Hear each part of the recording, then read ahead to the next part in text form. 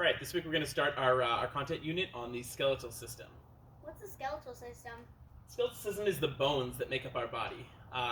In our body, we have 206 bones. Because I'm such a nice guy here, I'm only going to ask you to know about 14 of them that we're going to go over. We're going to talk about their location. We're going to kind of talk about where they are in our body and what they do for us. Why do we need a skeletal system? I'm glad you asked. Spam. Ew, like that salty meat in a can? No. Spam. Structure, protection, and movement. Humans need a skeletal system to kind of keep them up. If we didn't have a skeletal system or bones, we'd basically just be a lump of goo on the ground. We need bones for protection. Bones that protect our brain and our internal organs, our heart and our lungs. Definitely need those bones to protect what's inside of us. And we also need bones to move. They're attached to our muscles and they allow us to move around like we want to. So as we talk about the skeletal system, I'm going to talk about 14 major bones that maybe you've heard of before. Maybe this will be the first time for some of you. The first set of bones we're going to talk about are the ones that protect our brain. Oh, that's the skull. Well, it is the skull, but we're going to send some new meaning, some new names to some things that you already knew you had. The scientific name for the bones that make up the skull is the cranium. So the cranium is actually 21 bones that fuse together. As you're a baby, you start with a very small body, and it grows so quickly that those bones are separate. But as you grow and you kind of fill out that space, those bones are going to fuse together in your head and mine, and you're going to have a set of bones called a cranium. The next set of bones we're going to look at is actually a chain of bones that runs from the base of our cranium all the way down our back, kind of into our tail. That's a spine. It is the spine, but we're going to call it the vertebrae. The bones that make up the vertebrae are actually a chain of bones. It's not one single bone, it's a chain of bones with a little bit of space in between, which allows us to kind of like bend over or move. If it was just one single bone, we'd kind of be very stiff, upright, and wouldn't be able to move in the ways that we want to. The next bone we're going to look at is the one, or the set of bones, that kind of protects our heart and lungs. You know what those are called? Is it the rib cage? It is the rib cage, because the ribs, the rib cage, and right in the center of the rib cage, those ribs kind of encompass our heart and lungs and protect those internal organs. We have another bone right in the center called the sternum. The sternum right here in the center of our chest, and let's call it our breastbone. You can feel that right in the center of your chest, and it's what all of your ribs attach to or connect from.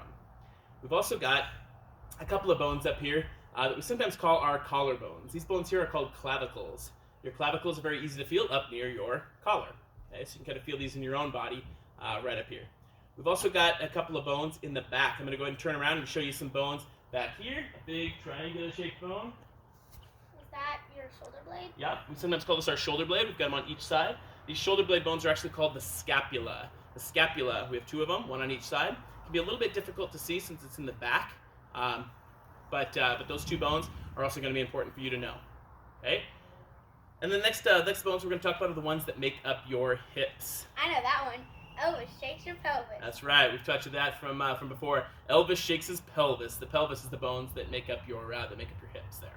We've looked at 7 bones so far in kind of the center or the core of our body. We talked about our cranium. We talked about our vertebrae here along our back. We talked about the ribs, the rib cage, the sternum, the clavicles, the scapula, and the pelvis. The next 7 we're going to look at are bones found in our limbs, in our arms and in our legs. The first one we're going to talk about has kind of a funny name. It's found here between the shoulder and the elbow. This one's called the humerus. The humerus is the longer bone in the upper arm. As I said, it goes from shoulder to elbow. You're not going to be able to feel it because there's so much muscle around it, kind of packed inside. But that bone, like I said, goes from from shoulder to elbow, and it's the one and only bone in your upper arm. In your lower arm, you've got 2 bones. Really? You got 2 of them here. Put your hand around your wrist and wave. Can you feel those 2 bones rolling? Okay, 2 bones inside there. These 2 bones are called the radius and the ulna, but we've got to know which one's which.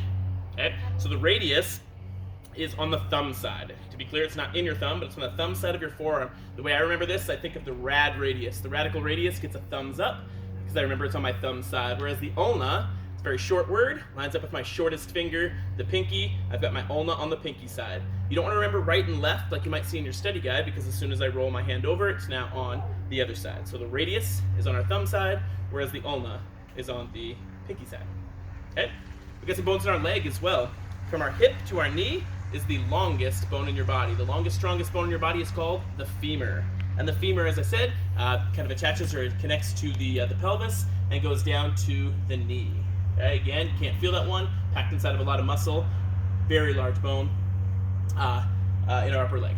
The next one we're going to look at is a square-shaped bone that covers our knee.